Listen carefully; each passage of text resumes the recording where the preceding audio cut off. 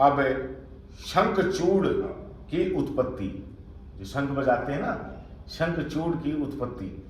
विधाता के पुत्र थे मरीचि और मरीचि के पुत्र थे कश्यप। कश्यप जी को राजा दक्ष ने अपनी 13 कन्याएं ब्याही थी। कश्यप गोत्र है ना हमारे यहाँ सोसाइटी में, तो कश्यप गोत्र कैसे इनका देखो बताता हूं। विधाता के पुत्र थे मरीचि और मरीचि के पुत्र थे कश्यप। अब कश्यप जी को राजा दक्ष ने अपनी 13 कन्याएं ब्याही थी। उनमें से एक का नाम था दनु। वह बहुत साध्वी, रूपवान और सौभाग्यवान थी।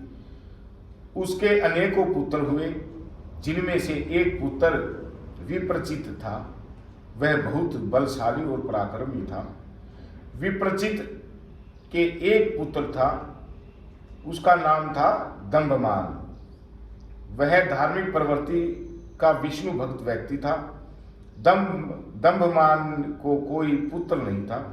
उसने शुक्राचार्य जी से कृष्ण मंत्र की दीक्षा लेकर 1 लाख वर्ष तक पुष्कर में तपस्या की थी।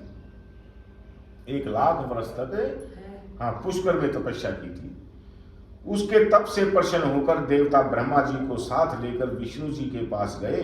अब विष्णु जी ने उन्हें बताया कि वह पुत्र प्राप्ति के लिए तप कर रहा है। मैं उसे वरदान देकर संतुष्ट कर दूंगा। विष्णु जी की बात सुनकर देवता अपने अपने लोकों को चले गए। देवताओं के चले जाने के पश्चात श्री हरि वर प्रदान करने के लिए पुष्कर में गए। अब दंभमान ने श्री हरि से कहा कि मेरा पुत्र महापराक्रमी, त्रिलोकी विजेता और देवताओं पर विजय प्राप्त करने वाला होना चाहिए। श्री हरि तथास्तु कहकर अपने लोक को चले गए।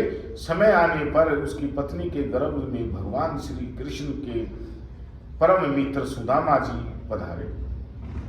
ये सुदामा क्या दूसरे जन्म की बात चल रही है। उसे पूर्व में राधा जी ने श्राप दे रखा था कि पुत्र की उत्पत्ति के पश्चात उसका नाम शंखचूड़ रखा गया।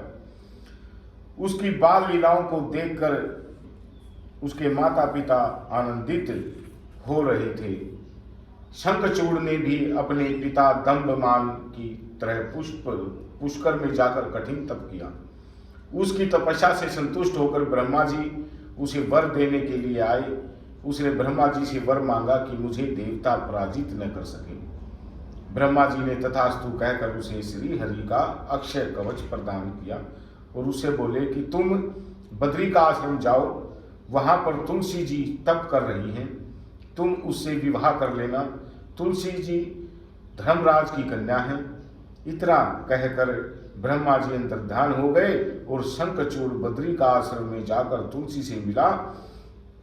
ब्रह्मा जी ने स्वयं प्रकट होकर उन दोनों का गंधर्व रीति से विवाह करा दिया।